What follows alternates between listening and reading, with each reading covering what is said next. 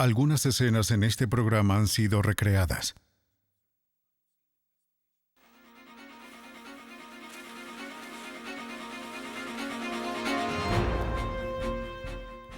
Los investigadores buscan a un detonador en serie cuyos objetivos atraviesan el estado de Nueva York. 4 explosiones mortales en 90 minutos dejan pocas pistas sobre la identidad del terrorista.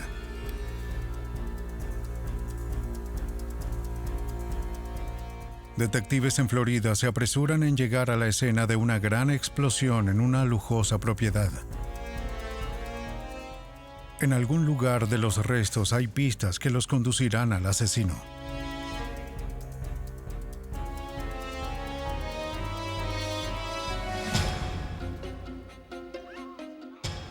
Los investigadores de bombas deben juntar los restos destrozados de un complicado rompecabezas.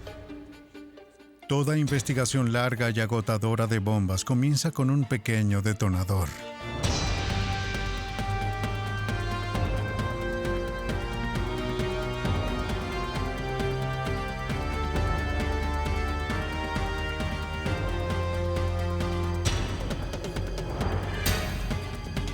Los nuevos detectives, casos estudiados por la ciencia forense.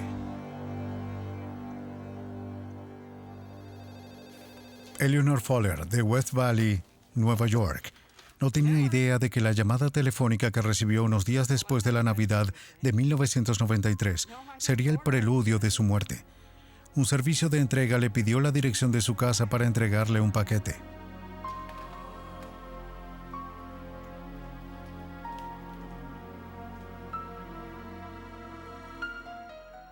Extrañada, Eleanor llamó a la policía. Le dijeron que los paquetes anónimos no eran un delito y que no había nada que pudieran hacer. Eleanor aceptó la caja con desconfianza.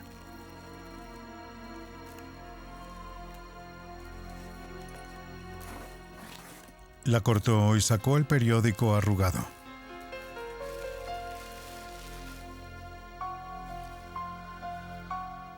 Adentro encontró una caja de herramientas. Quien sea que lo haya enviado no incluyó una nota.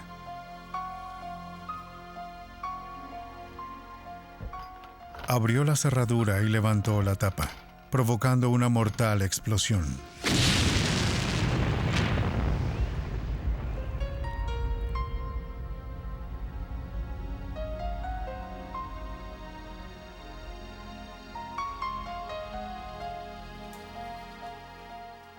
Eleanor Fuller fue la primera víctima de lo que se convertiría en un detonador en serie en todo el estado.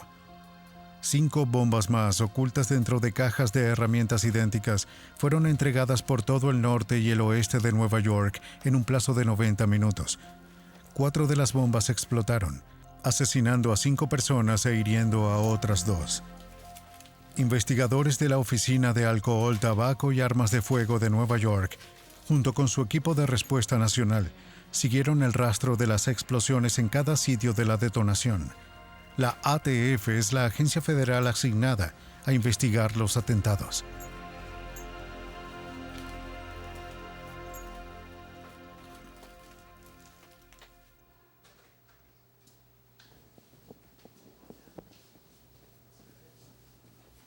El agente especial Scott Samis de la oficina de Rochester de la ATF fue uno de los primeros agentes en responder.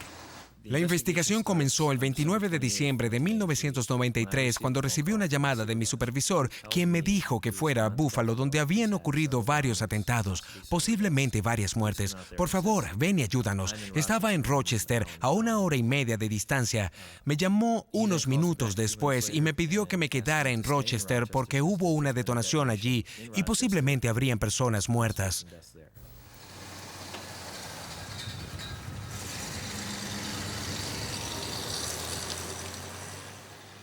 Los 4 atentados simultáneos extenderían los límites de la ATF y de otros organismos de seguridad.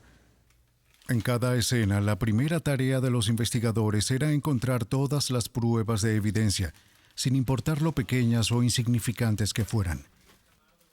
Era demasiado pronto para saber qué podría conducirlos a la persona que envió los paquetes mortales. La mayor parte de la evidencia consistía en pequeños fragmentos recubiertos de residuos explosivos. Para determinar qué tipo de explosivo se utilizó, las pruebas en cada escena fueron empaquetadas y enviadas al químico forense Doug Klaypeck en los laboratorios de la ATF en Rockville, Maryland. Bien, teníamos que asegurarnos que todo no solo se almacenara por separado en Rochester, sino que también se enviara por separado hasta aquí. Y varias personas estaban manejando diferentes partes de la evidencia. Aunque las cosas ya estaban en contenedores herméticos, queríamos asegurarnos de que así fuera. Mientras el laboratorio procesaba las pruebas, los investigadores trataron de rastrear los paquetes. El terrorista utilizó los servicios de entrega locales y el correo de los Estados Unidos, lo que dificultaba rastrear los paquetes. Sin saber de su mortífera carga, los conductores ingenuos hicieron sus rondas.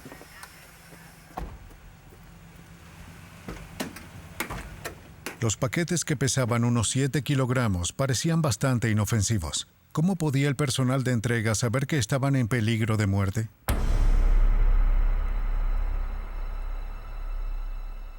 No todas las bombas alcanzaron sus objetivos. Un conductor intentó entregar un paquete al oficial correccional Scott Camp en la penitenciaría del estado de Nueva York. Se enteró de que Camp no estaba trabajando. Agravado por el retraso que le haría volver a entregarlo en otra ocasión, tiró la caja en la parte trasera de la camioneta. Por suerte, la bomba no detonó. Esta bomba y otra que no funcionaba bien fueron desarmadas por el escuadrón de bombas del sheriff del condado de Erie. Proporcionaron a los investigadores información importante en el caso. Ahora podían ver cómo se construyeron las bombas. Dentro de este dispositivo, después de activarlo, al abrirlo, esto lo activaría no al levantar el pestillo, sino al abrirlo. Se dispararía el dispositivo. Eso causaría que el detonador estallara. Aquí dentro hay como 2 kilogramos de dinamita. También hay aproximadamente 5 kilogramos de metralla. Estas piezas de metralla eran de 28 variedades diferentes. Propulsada por la dinamita, cada pieza de metralla viaja 10 veces más rápido que una bala. Moviéndose a 4.000 kilómetros por segundo, los fragmentos pueden desgarrar hormigón sólido. Los explosivos se agrupan en 2 categorías: explosivos de alta y baja potencia. Los explosivos de alta potencia son la dinamita y el C4.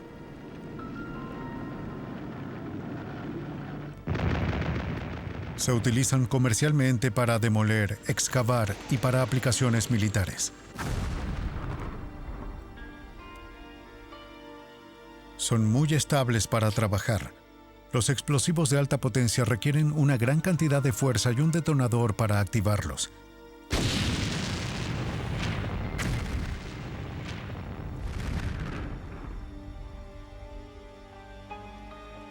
Los explosivos de baja potencia incluyen pólvora usada en los petardos y la pólvora sin humo usada en los proyectiles de escopeta. Son más fáciles de encender que los explosivos de alta potencia y son el explosivo elegido por los aficionados. Al observar el grado de destrucción en las escenas de las bombas de Nueva York, los investigadores supieron inmediatamente que fue causado por explosivos de alta potencia. James Crippen, un veterano de 9 años en la Oficina de Investigación de Colorado, capacita a organismos de seguridad para llevar a cabo investigaciones de bombas en escena y en el laboratorio. Ha visto los estragos causados por los explosivos. Ciertamente, medio kilo de C4 hará mucho más daño que medio kilo de pólvora negra. Será una bomba muy efectiva, pero sabes que una media libra de C4 podría destruir un edificio.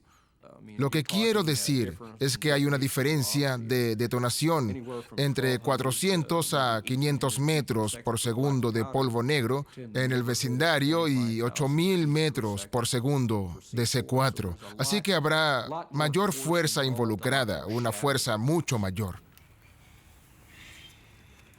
Pero a veces la gente puede sobrevivir a una explosión de bomba, incluso con un explosivo alto.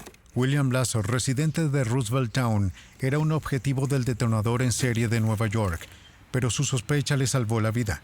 Cuando Lazor recogió su paquete en la oficina de correos, el empleado bromeó diciendo que podría ser una bomba. Aunque el empleado estaba tratando de ser gracioso, Lazor tuvo el cuidado de abrir la caja de herramientas con un rastrillo. Eso añadió un poco de distancia y precaución y salvó su vida cuando la bomba explotó. A varios cientos de kilómetros de distancia en Cheektowaga, Robert Fowler fue menos afortunado. El esposo de Eleanor Fowler recibió su paquete en el trabajo. Estas fotos fueron tomadas desde una cámara de vigilancia que captura una imagen fija cada pocos segundos. Ellos cuentan hacia atrás los momentos finales en las vidas de Robert Fowler y su compañero de trabajo John O'Donnell. Justo antes de la explosión, otro compañero, Jeffrey Camp, se ofreció a abrir el paquete con su navaja. La explosión fue tan poderosa que lanzó a Fowler a medio metro por el pasillo. Milagrosamente, Cam sobrevivió y puede ser visto huyendo de la escena en busca de ayuda.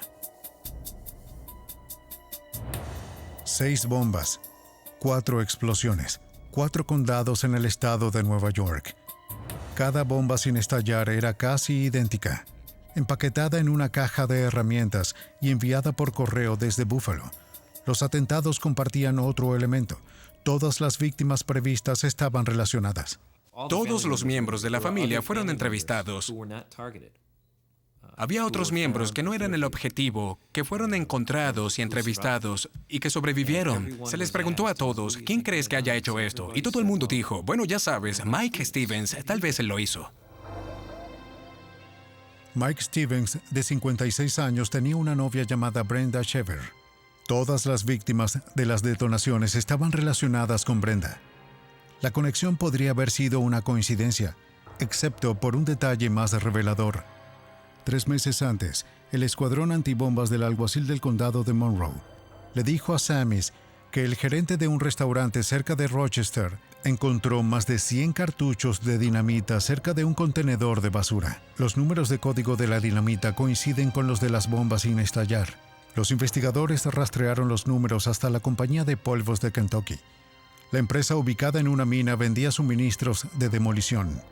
Los empleados le dieron a Samis una descripción de un hombre que había comprado 25 kilogramos de dinamita y 50 tapas explosivas 4 meses antes. La investigación de Samis reveló que este hombre era Earl Figley, un amigo cercano a Mike Stevens. Samis interrogó a Figley. Presentado con todas las pruebas que lo implicaban, Figley confesó que él y Stevens hicieron las bombas y las enviaron a la familia de Brenda. Figley explicó el motivo de Stevens. Mike quería vengarse de la familia de su novia por no aceptarlo. La relación entre los dos comenzó a tensarse y Mike empezó a interceptar sus llamadas telefónicas. Y, al igual que en toda relación, tu familia te va a apoyar en la relación con otra persona. Y eso es lo que pasó en este caso. Las cosas no iban bien. Los miembros de la familia de Brenda le dirían, si no está funcionando, ¿por qué no terminas la relación? La policía tenía suficientes pruebas para arrestar a Earl Figley y Mike Stevens, pero aún así tenían que construir un caso que no podía ser rechazado en la corte. Por eso necesitaban pruebas contundentes para condenar a Mike Stevens. Aquí vamos. Está bien, no toquen nada. En Nueva York, en 1993, los detectives continuaron siguiendo cada pista mientras construían su caso contra el detonador en serie. Mientras Mike Stevens y Earl Figley estaban en la cárcel, el equipo nacional de respuesta de la ATF registró la habitación del hotel de Figley. Encontraron cajas idénticas a las que se usaron para enviar las bombas. Entremos. Una pista llevó a los agentes de la ATF y al escuadrón antibombas de la policía de Rochester a un escondite de pruebas en un armario de almacenamiento que Steven había alquilado varios meses antes. Dentro del casillero, los policías descubrieron dinamita y tapas explosivas. Los explosivos proporcionaron a la ATF y a otras agencias la prueba que necesitaban en su caso contra Stevens. Pero la evidencia incriminatoria no se detuvo con los explosivos. También recuperaron los disfraces que Figley llevaba cuando compró el equipo y envió las bombas por correo: peluca, barba y maquillaje teatral. Luego encontraron los libros que Stevens y Figley estudiaron para aprender a construir armas mortales. El hecho de que estos libros existan representa el riesgo que corremos al vivir en una sociedad libre, según el experto en bombas James Crippen. La información siempre ha existido sobre cómo construir dispositivos. Esa es una de las cosas con las que vivimos en Estados Unidos, porque tenemos una visión muy rígida de la libertad de información, sin importar cuántos problemas nos cause en el futuro. Y ciertamente estoy de acuerdo con ese punto de vista, ¿sabes? No quieres restringir la información, solo esperas que la gente la use responsablemente. Además de los explosivos y libros encontrados en el almacén, los investigadores también encontraron herramientas en la casa de Stevens. Y como casi todo lo demás usado en un crimen, las herramientas pueden ser rastreadas. En el laboratorio de la ATF en Rockville, Maryland, los investigadores forenses estudiaron cuidadosamente los cortaalambres que encontraron en la casa de Stevens. Los especialistas en marcas de herramientas tenían que comparar los cortaalambres con las marcas que hacían en los alambres que se encontraban en todas las bombas. La examinadora de marcas Elizabeth Grillis. Cuando hay dos herramientas que salen de una línea de producción, cada una tendrá sus propias marcas peculiares. De modo que cuando se hace un corte de prueba con las herramientas, se pueden poner bajo el microscopio y así se podrá diferenciar cuál herramienta hizo la marca. Primero, Gillis corta un trozo de alambre usando los cortadores que quiere probar. Los investigadores deben hacer docenas de cortes con la herramienta para estudiar el ángulo, el área de contacto y otros atributos del corte. Entonces pueden hacer coincidir un alambre con la herramienta que lo cortó. Coloca el corte de prueba bajo un microscopio, orientándolo al ángulo apropiado para que pueda comparar el corte de prueba con el cable encontrado en la evidencia. Luego superpone las dos imágenes para ver si los dos patrones de corte coinciden.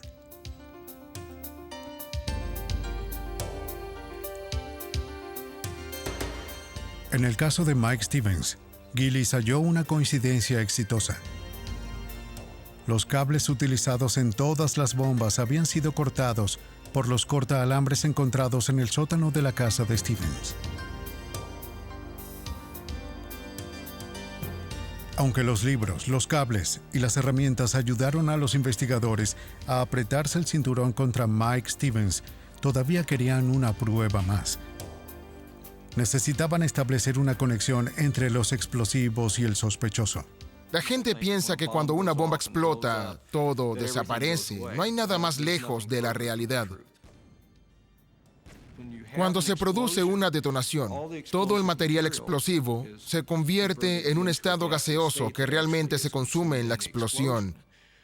Bien, eso se apagará como un gas caliente y cuando golpee otros objetos se enfriará y comenzará a recubrir esos objetos como metal, ropa, madera o lo que sea.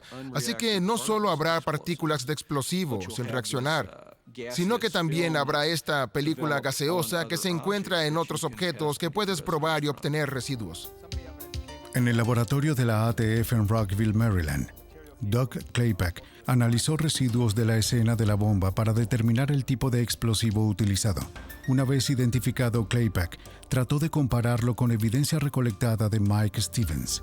Los residuos de los explosivos se evaporan rápidamente, por lo que las muestras de los escombros se embalaron en recipientes herméticos. Para comprobar la presencia de residuos de explosivos, Claypack tuvo que capturarlos a medida que se disipaban. Preparó una pipeta llena de carbón que luego insertó en la parte superior del frasco. El aparato fue entonces conectado a una aspiradora. A medida que el recipiente se calentaba suavemente, se extrajo aire a través de la pipeta. El carbón dentro de la pipeta tomó los componentes químicos de la evidencia. Estos químicos fueron analizados para ver de qué explosivo provenían. La prueba confirmó que la dinamita era el explosivo utilizado en estas bombas. Luego, Klayback tuvo que probar que Steven y Figley habían manipulado dinamita recientemente. Si lo habían hecho, sus residuos habrían permanecido en sus ropas. Encontré en las botas de Stevens y en su ropa etilenglicol dinitrato, que solo se encuentra en la dinamita. No hay otro uso comercial que el de dinamita para este material. Los investigadores habían presentado su caso.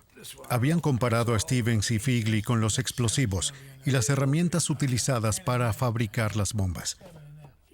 Todos los detalles que faltaban fueron revelados por el propio Earl Figley. Con estas pruebas, los agentes de la ATF determinaron que Mike Stevens construyó 6 bombas en la habitación del Hotel Rochester, con la ayuda de Earl Figley. De hecho, para no culparse a sí mismo, Stevens se aseguró de que Figley desempeñara un papel significativo en los asesinatos. Mike Stevens estaba usando a Earl para hacer todo el trabajo sucio por él. Supongo que tuvo éxito durante unas horas, pero no por mucho tiempo. El motivo de Stevens era la venganza. Estaba decidido a hacer pagar a la familia de Brenda Chevir por rechazarlo. Para asegurarse de que las bombas eran mortales, cargó cada una de ellas con metralla. No hay ninguna duda de que estos dispositivos fueron diseñados para matar a alguien al abrirse. Son estrictamente trampas para tontos, dirigido a la persona específica.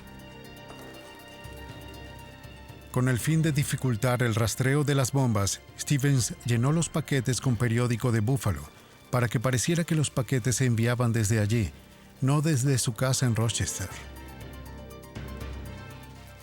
En el tribunal, Figley implicó a Mike Stevens y luego se declaró culpable. Fue condenado a 20 años de prisión. Condenado por la muerte de 5 personas, Stevens fue sentenciado a 4 cadenas perpetuas consecutivas. La mayoría de las veces cuando una bomba detona, comienza una catástrofe agonizante. Pero en una pequeña ciudad de Georgia, las explosiones son algo cotidiano.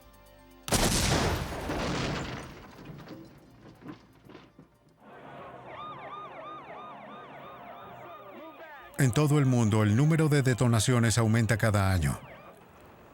Un estudio de alcohol, tabaco y armas de fuego reveló que de 1990 a 1994, el número de detonaciones reportadas se duplicó en los Estados Unidos. Pete Mastin, jefe de entrenamiento de la ATF, ha investigado explosiones durante más de 30 años. El típico terrorista es quizás el más cobarde. El típico terrorista no se enfrenta ni quiere enfrentarse a su oponente. Prefiere usar toda la cobertura que pueda en el momento adecuado. Para asegurarse de que estos criminales sean llevados ante la justicia, la ATF lleva a jóvenes investigadores y estudiantes a este campo de pruebas en Brunswick, Georgia, para enseñarles cómo atrapar a un terrorista. En este lugar, la ATF entrena a técnicos de pruebas, investigadores de incendios, artistas esquemáticos y técnicos de explosivos. En la academia, cada habilidad es refinada por repetición. En este día, los instructores de la ATF de la escena de la bomba pondrán a prueba los conocimientos de sus estudiantes mediante la detonación de 3 autos explosivos, simulando escenas de crímenes reales. Los hombres que construyen y empaquetan estos explosivos son expertos altamente capacitados. Su trabajo es muy delicado y peligroso.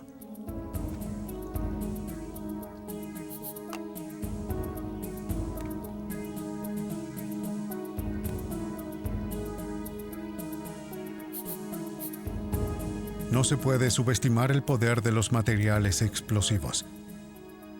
Por eso, en manos inexpertas, la información de fabricación de bombas puede ser una receta para el desastre, como lo explica el instructor Larry Casey. Toda la información que está disponible no tiene las precauciones de seguridad adecuadas y las habilidades de aprendizaje de los procesos de ensamblaje secuencial, cosas que son más importantes de saber por razones de seguridad, están totalmente ausentes. Así que siempre corren el riesgo de volar por los aires. Y a menudo recibimos una llamada donde encontraremos las trágicas secuelas en un garaje, en algún lugar donde los niños estaban haciendo experimentos y lo que obtienes son pedazos de cuerpos y herramientas esparcidos por todas partes. Y esa es la parte triste de todo esto. Los instructores de la academia comienzan la sesión de entrenamiento construyendo bombas de tubo. Estas bombas no son maquetas, son reales. El polvo explosivo debe llenarse con mucho cuidado. Solo unos pocos gramos atascados en la rosca de la tubería pueden desencadenar una explosión. Una pequeña chispa o incluso electricidad estática podría encender el polvo.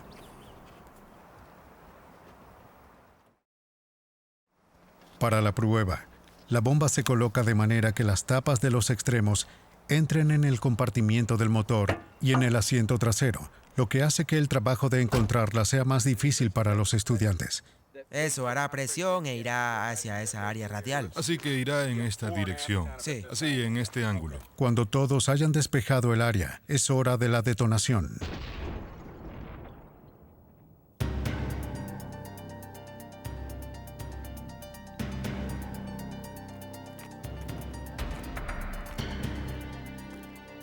Después de la explosión, los investigadores de la ATF inspeccionan los restos.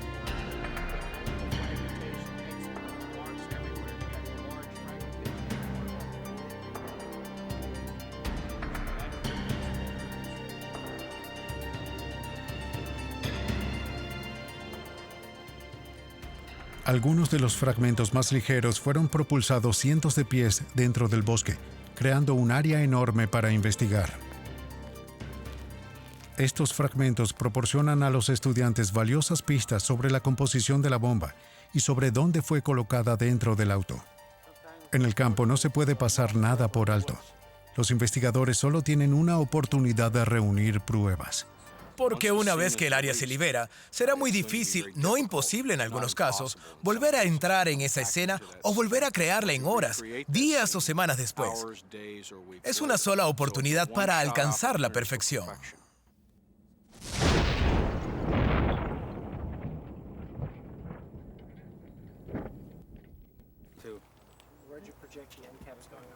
Rápidamente se hace evidente lo destructivas que pueden ser estas pequeñas bombas de tubo. Esta explosión fue tan poderosa que parte de la caja de cartón perforó la puerta de acero del auto. Otros fragmentos atravesaron el techo como si fuera papel de aluminio. Estos agujeros son más grandes por el tamaño de los fragmentos. Los instructores preparan la siguiente bomba, mezclando varios explosivos bajos en un poderoso cóctel.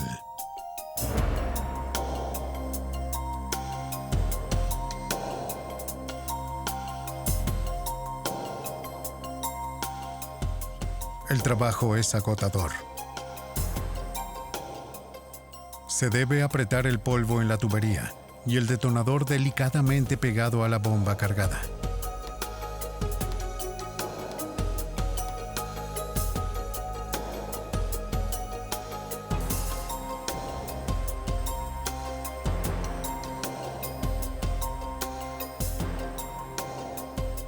En algunos casos, los cojines de los asientos se humedecen para evitar que el fuego destruya las pruebas con las que los estudiantes tendrán que trabajar. El paquete final está listo para detonar.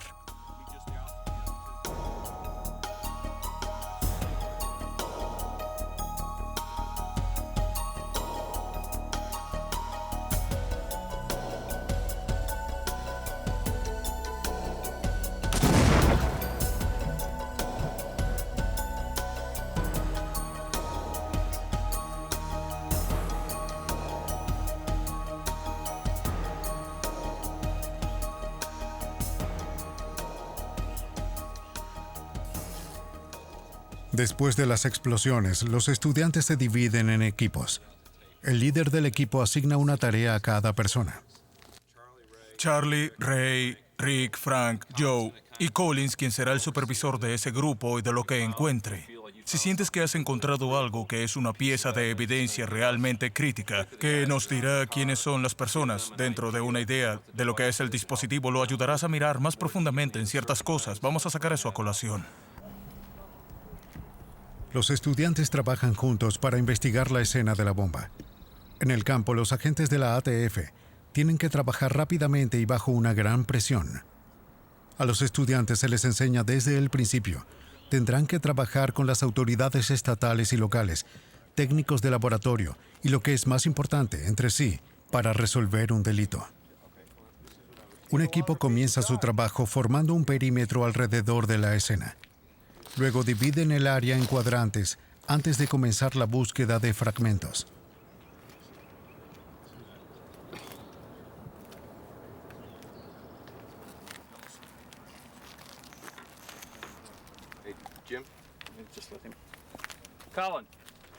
Debemos ser cuidadosos al levantar la evidencia. Los estudiantes caminan a lo largo de la pista, avanzando en equipo, para que no se pierda ningún fragmento de evidencia. Cada pieza se identifica con un círculo de tiza o un pequeño cono naranja y se le asigna un número. En una escena explosiva como esta, los números de las pruebas pueden llegar a miles.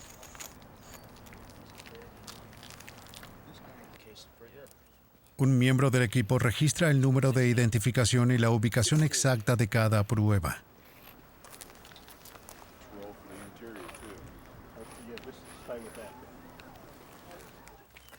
Se miden las distancias entre los fragmentos para trazar su ubicación.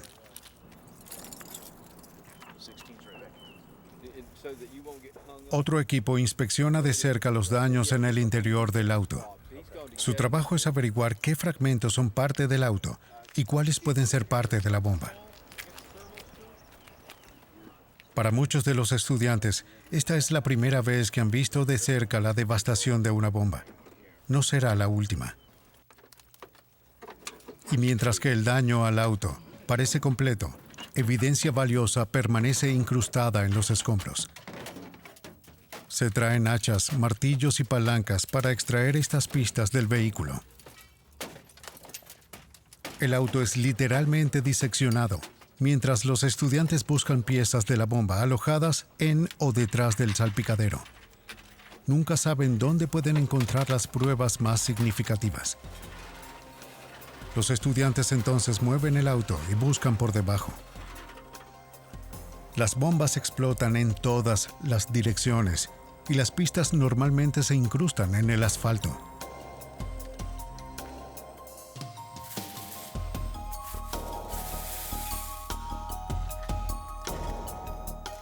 Inspectores recogen lo que queda de la escena.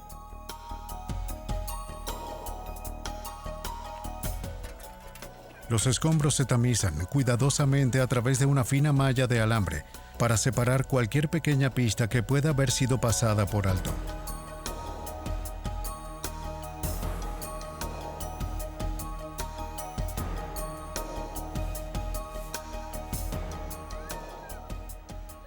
Los instructores intensifican la presión y aumentan el realismo, añadiendo un elemento caótico a la escena de la bomba. Se llama sobrevivientes. Tranquilícese. Mantenga la calma. Los actores retratan a víctimas y familiares cuyos seres queridos han muerto o han resultado heridos en la explosión. Los escenarios se basan en sucesos reales. Los estudiantes deben aprender a ser firmes pero compasivos en la atmósfera cargada de emociones. Mientras los actores se apresuran hacia el auto bombardeado, son detenidos por estudiantes que deben ser capaces de consolarlos y mantenerlos alejados de la investigación. Una vez que la escena está despejada, se fotografía y se graba en video. Luego se recogen los fragmentos y se envían a un laboratorio. Estos métodos de investigación deben aprenderse si los estudiantes desean atrapar a un terrorista. Tienes que ser capaz de probar tu investigación en un tribunal de justicia. La mayor parte del tiempo se necesitan pruebas forenses que pongan la bomba en la mano del terrorista. En el aula reciben una lección de anatomía, aprendiendo las partes vitales de una bomba. La cinta adhesiva, la tubería, el detonador y los cables se examinan cuidadosamente a medida que los estudiantes comienzan a juntar las pruebas reunidas en el exterior en el lugar del atentado.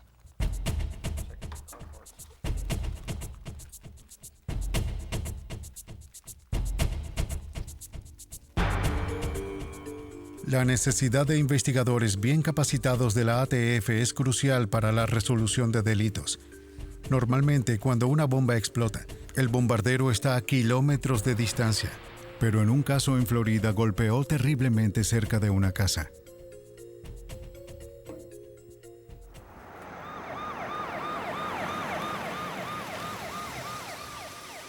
El 9 de julio de 1985, 2 explosiones ensordecedoras con segundos de diferencia sacudieron un tranquilo barrio suburbano en Naples, Florida.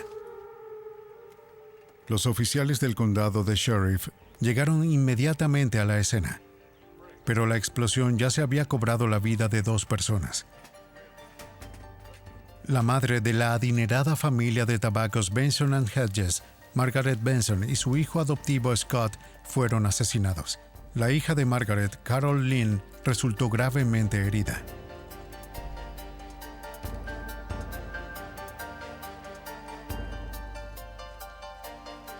La oficina del sheriff sabía que este tipo de catástrofe no fue un accidente.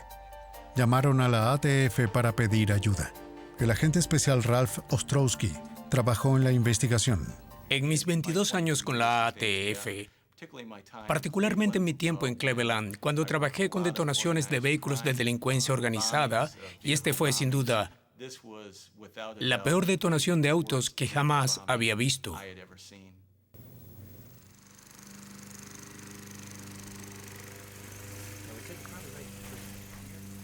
Ostrowski y su equipo se dispusieron inmediatamente a descubrir qué causó la destrucción. Los escombros del Chevy Suburban explotaron y se esparcieron por todos lados. A menudo, especialmente en una explosión de esta magnitud, los escombros pueden esparcirse cientos de metros más allá de lo que uno imagina. Los agentes de la ATF trabajaron con la policía para establecer un procedimiento para llevar a cabo la recopilación de pruebas. Los agentes habían hecho esto muchas veces antes y sabían que este caso iba a tomar mucho tiempo para resolverse.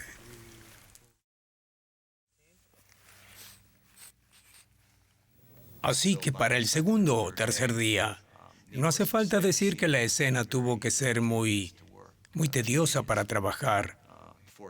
Los agentes fueron forzados a usar máscaras debido al hedor. E hicieron un excelente trabajo en la recopilación de evidencia. Cada fragmento estaba marcado.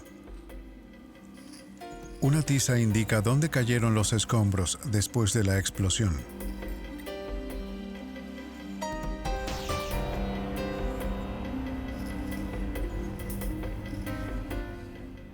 No tardó mucho en descubrir la causa probable de la explosión. Los pedazos encontrados de grandes tubos de metal que no eran partes de un vehículo. La ATF confiaba en que el automóvil había sido destruido por una poderosa bomba de tubo, pero ahora tenían que determinar cómo se había construido y quién lo había hecho. El vehículo fue absolutamente destruido. Este era un vehículo grande, un Chevy Suburban de 1978.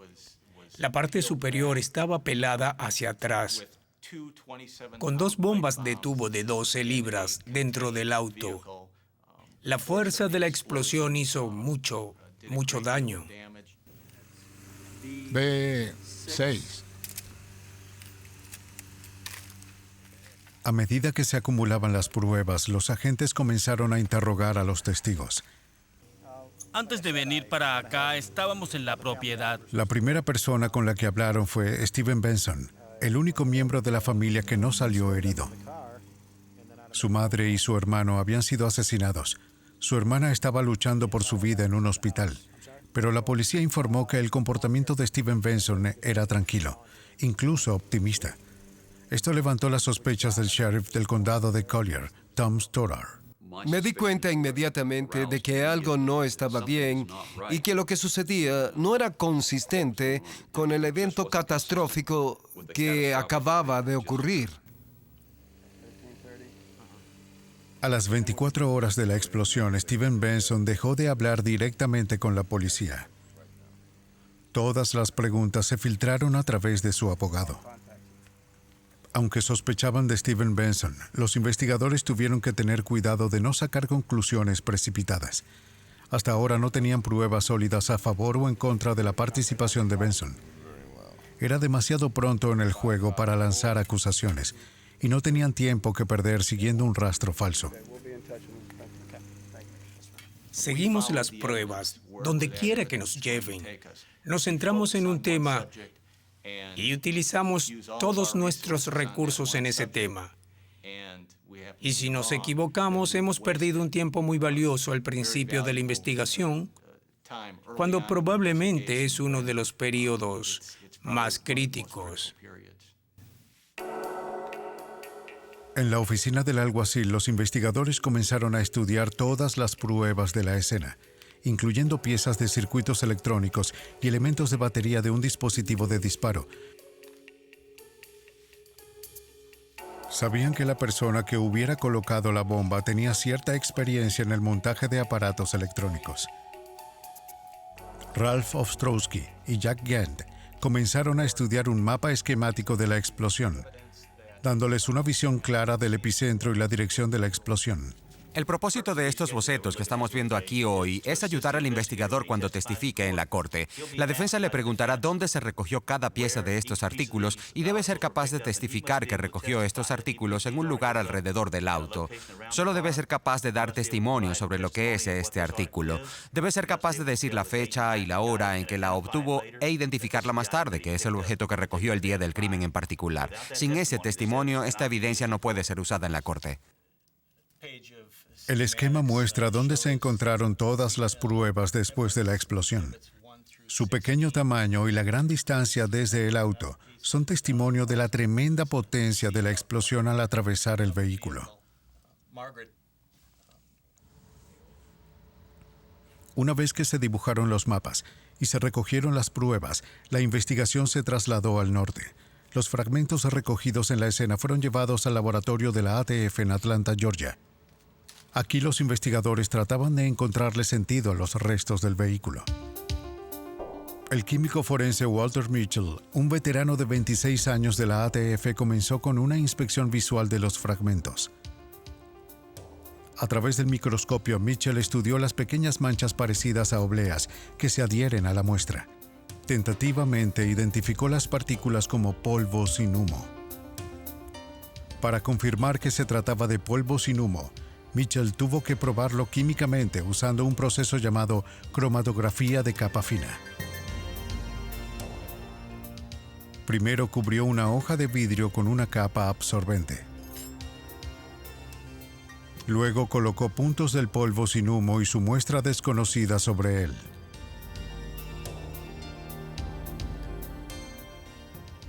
El vidrio fue sumergido en un tanque de disolvente.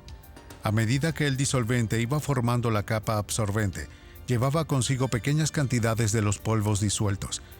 Si los polvos fueran los mismos, migrarían a la misma distancia por el vidrio, formando rayas de idéntica longitud y color. Mitchell lo quitó y lo secó. Luego puso el vaso bajo luz ultravioleta para comparar los colores de las vetas. En este caso, el color del polvo sin humo y la muestra desconocida coinciden. Una comparación de las longitudes de las vetas que coinciden también. La prueba confirmó las sospechas de Mitchell. Se utilizó pólvora sin humo para estallar el vehículo en Naples. Pero los científicos del laboratorio no pudieron encontrar ninguna forma de vincular al terrorista con los fragmentos de la bomba. Esa evidencia tendría que venir de otra parte.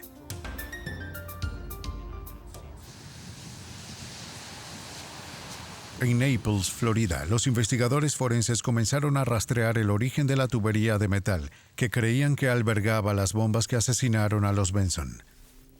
Los fabricantes de tubos estampan una marca de fábrica en sus productos. Afortunadamente, una parte del logotipo sobrevivió a la explosión para ser identificado. Los agentes rastrearon las tuberías hasta la única compañía de la ciudad que vendió esa marca. Un empleado de la tienda dijo a los investigadores que unos días antes había vendido las tuberías a un hombre que llevaba una gorra de béisbol y gafas de sol. El comprador dijo que trabajaba para la compañía constructora del rey. Más tarde, los investigadores descubrieron que no existía tal empresa. Se llevaron las facturas como prueba. Las firmas no eran más que trazos sin sentido, pero el papel contenía algo más revelador. Las facturas llevaban las impresiones de una huella de palma. ¿Podrían ser la conexión con el sospechoso Steven Benson? Las autoridades obtuvieron las huellas de la palma de la mano de Benson para comparar. Esperaban encontrar suficientes puntos de identificación entre los dos para hacer una coincidencia. En este caso, las huellas de las palmas que sí aparecieron están en excelentes condiciones y los puntos de identificación probablemente se alcanzaron en casi 60 a 75 puntos de identificación. No hay ninguna duda de que estas huellas de palma son las de Steven Benson. Una investigación de antecedentes de Steven Benson reveló su fascinación por los explosivos. En un anuario de la escuela secundaria, una dedicatoria que le escribió a una exnovia: «Espero verte este verano. Entonces podremos salir». Habíamos desarrollado información que comenzó a experimentar con explosivos hace muchos años en Pensilvania. Hablamos con testigos que lo vieron con petardos y dispositivos del tipo M80, M100, utilizando tubos de cobre con control remoto para hacer estallar estos petardos.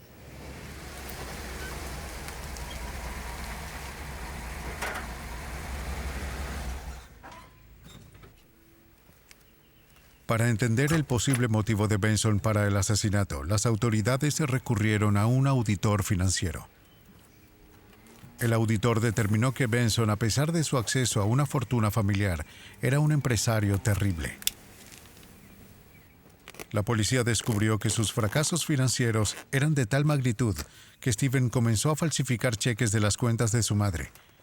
Cuando Margaret Benson descubrió esto, amenazó con excluir a Steven de su testamento. ¿Será que Steven Benson vio una forma clara de obtener esos millones? Los investigadores creen que Benson usó su experiencia en electrónica para construir las dos bombas mortales y el dispositivo de detonación que usó para hacerlas estallar. En la mañana del atentado, Steven les dijo a todos que iba a comprar café y donas. Pero la policía cree que fue cuando puso las bombas en el auto. Una vez hecho esto, todo lo que tenía que hacer era disparar las bombas y una fortuna familiar sería suya. O al menos, eso es lo que planeó.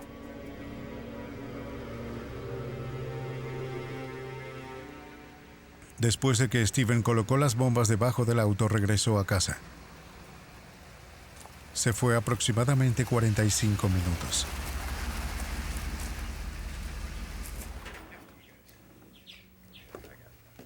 Carol Lynn, Margaret, Scott y Steven se dispusieron a conducir hasta la costa del Golfo para inspeccionar la propiedad y buscar una nueva casa. Carol Lynn informó que Steven caminó tranquilamente al lado del grupo, sin dar ninguna indicación de la tragedia que sabía que estaba a punto de estallar. Pero cuando estaban a punto de subir al auto, Carol Lynn se dio cuenta de que algo andaba mal. Carol Lynn fue capaz de decirnos que la mañana en que se subieron al vehículo para salir, las cosas no se veían bien. Se dio cuenta de que Scott era el conductor. Era muy raro que Scott fuera el conductor. Ella notó que su madre estaba en el asiento delantero y que ese era su lugar porque se mareaba en los viajes.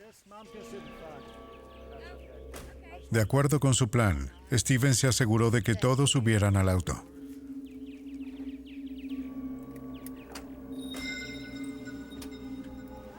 Justo antes de que estuvieran a punto de irse, Steven se disculpó para buscar algo que había olvidado.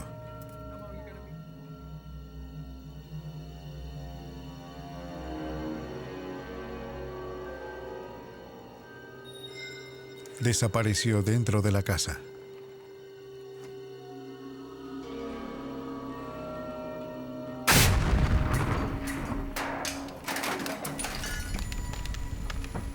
La investigación de los atentados descubrió la evidencia necesaria para arrestar y condenar a Steven Benson.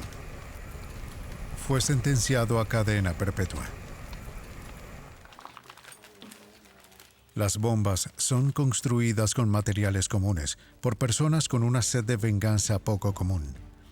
Fácilmente oculta, totalmente devastadora, una bomba puede detonar en cualquier momento y en cualquier lugar.